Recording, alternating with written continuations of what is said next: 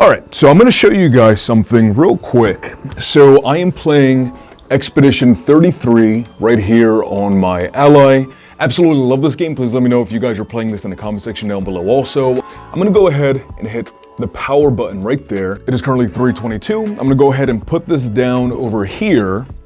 And the reason that I'm starting off with that is because I hear a lot of people say that the suspend or like pausing function on the Ally X is broken and flat out is just unusable on the console. But in my experience owning the Ally X over this entire like almost year now, that has not been the case. It did start off that way with like the original Ally. Games would crash, the controller just wouldn't work anymore and all those things. Over the course of time with a lot of software updates, there have been significant changes in a lot of different ways that have really transformed the experience for me with the Ally X. Now what I will say is that Windows is not as great at this as say the Steam Deck with its suspend function. That works like 100% of the time on every game and it's right over there. We're gonna come back to that a little bit later. There are a couple of caveats of course, but in this video I really want to break down my time with the Ally X over this last year, especially because we're going to be seeing some pretty good price cuts with the Switch 2 coming out, the Legion OS with Steam OS built into it, which I will be covering here on the channel, and of course an inevitable Ally 2. The reasons that I personally love the Ally X over this last year and how even though it is not perfect because no piece of tech is perfect,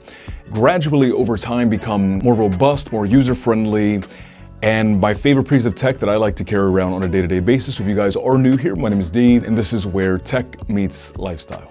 So when the first Ally came out, I was really impressed with that, not only because it was a very capable handheld, but also because I discovered that it's just basically a portable Windows laptop. I could hook it up to a monitor, and I could hook up a keyboard and mouse to it. I could run my job's client software and my job as a clinical therapist, and that really opened my eyes to like what this medium could be, and it excelled in a lot of different ways. But the biggest thing that was a headache was that Windows kind of sucked, and even though there have been some progress made in that regard, still not the best, most friendly operating system for handhelds. Although Asus has done a really good job, I think, in terms of incorporating their own onboard software to make it a more curated, seamless, user-friendly experience. Armory Crate has really gotten refined, and I find it so easy to just hit the left toggle button to access my screen brightness, the volume, turn on like RSR, RAS, for my different TDP modes, and like my manual 18-watt mode that I set up for myself, and then hitting the right toggle Armory Crate button to sift through my library of games, access all of my different settings. That entire package of an Armory Crate experience on the original Ally was like okay, but still rough around the edges, where now, in my experience, it's much more refined, makes it very easy to get in and out of games.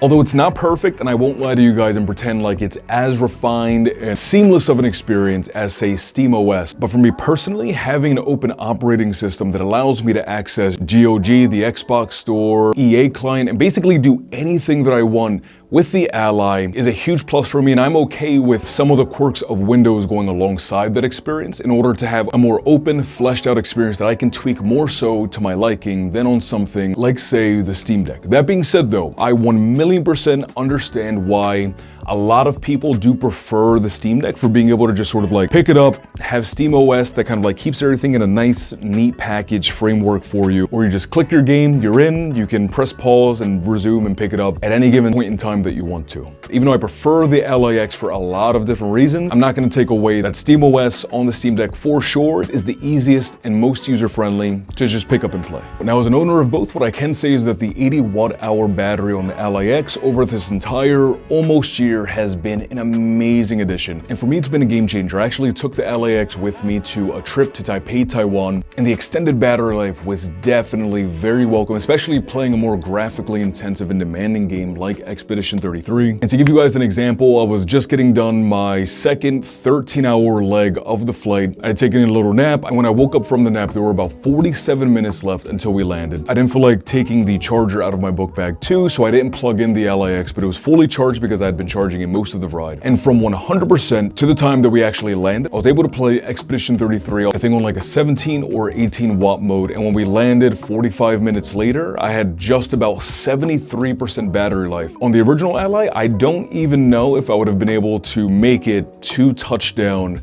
before that died. Where on the Ally X, not only was I able to make it that entire 45 minutes on the way down, I still had plenty of juice to spare for when I got an Uber, and that was like another 25-minute ride to the hotel. And I was able to just take it out my bag and just play. And again, with the, right, suspend here. All right, so I can show you guys. So right now it is 3:50. Gonna go ahead and use the fingerprint sensor, which in my experience is fast and quick. And there we go. As you can see, I'm right back inside of the game. I'm going to the menu. And of course, it's a little bit awkward playing it backwards like this. But just to show you guys, I was able to have this suspended for like 30 minutes, put it on my desk. Oh, that'd be a very expensive drop.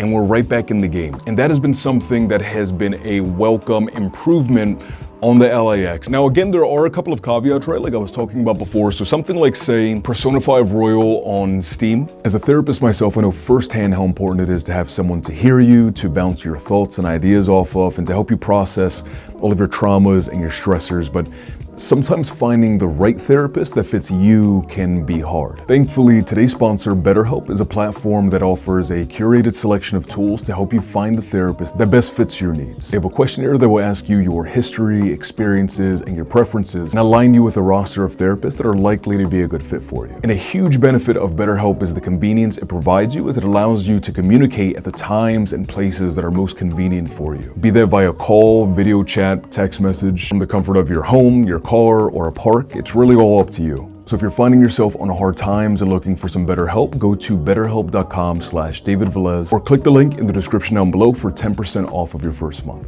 That's a game that if I'm online, even if I don't activate the online features, but I initiate the game when Steam is in online mode, that's a game that if I put it into the pause function, when I go to resume it, it kind of like glitches out and crashes. But if I start it up in that offline mode, I'm able to play to my heart's content, pause it when I need to, put it down, come back to it later, and it'll pick up fine. Though initiating Steam offline mode is like not as intuitive and user-friendly, but once you get that going, especially for the games that you're not playing online for, I found that for the most part, the suspend or sleep function does work well. But again, I'm not gonna lie to you guys and say that it works 100% of the time for every single game, because that just flat out would not be honest of me.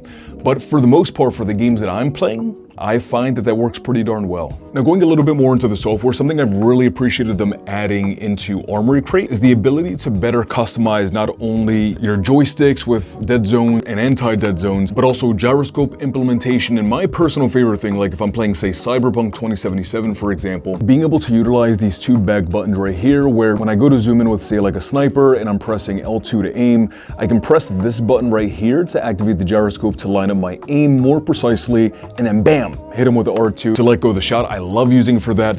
But as a whole, what I love is that no matter what game that you're playing, you can customize your controller layout for the specific game. And in my experience, that's really just made for a robust and user-friendly experience when I'm playing all of my different games, because I can make the controller built into the Ally X operate in any way that I want. Having that customizability is a tremendous plus. And something that never stops being amazing here are the speakers. These Dolby Atmos speakers are loud, powerful, and beyond that, they're also quality, where you're not just getting sound thrown at you, kind of like, honestly, like the Lenovo Legion Go. The speakers on that flat out are just not good. But here, when you're playing a game, like when you're playing, say, Forza Horizon 5, for example, you like feel the rumbling of your tire against the road or on gravel. You feel the gunfire in your hand. When I'm playing Expedition 33, you feel the combat, you feel the pairing. Like everything on here sounds and feels great. And that's definitely one of the biggest pluses of the Ally X over the competition. And the display is great as well. Something I will say though is that using like the OLED Steam Deck with that larger display, the Legion Go with that larger display,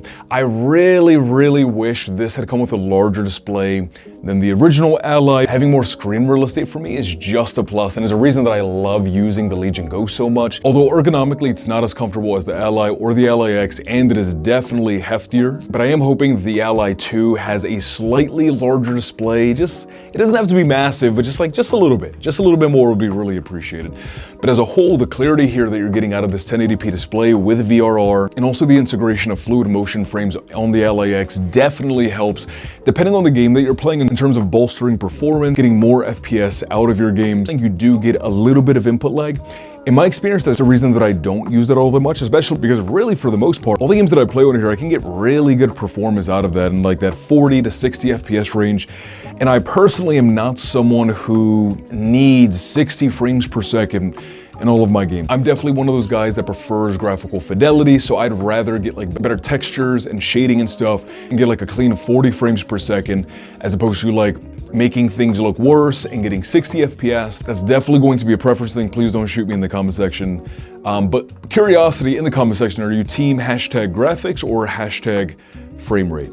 Don't kill me, definitely graphics. And really that's been my experience. I have loved the Ally X. This for me improved on like everything that I didn't like about the original Ally. It feels great in the hand, the controls, the software experience is definitely more refined. The bigger battery pack in this is just like heaven sent, huge fan of that.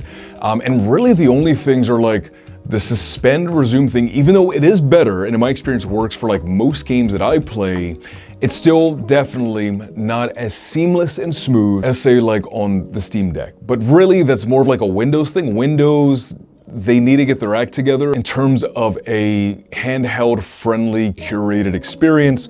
I think Asus is pushing as much as they can with their onboard software, but Windows as a whole definitely needs to pick up the slack. But for me personally, being able to do work stuff on this is definitely amazing. But I will be reviewing the Legion Go S with SteamOS built into it for you guys. I would say like next week, and I'll definitely be covering the Switch 2 as well. But thank you guys so much again for stopping by and hanging out. I wish you a fantastic remainder of your day, afternoon, or night, depending on the time of day you're watching this. And as always, peace, love, adios, bye guys, and have a great day.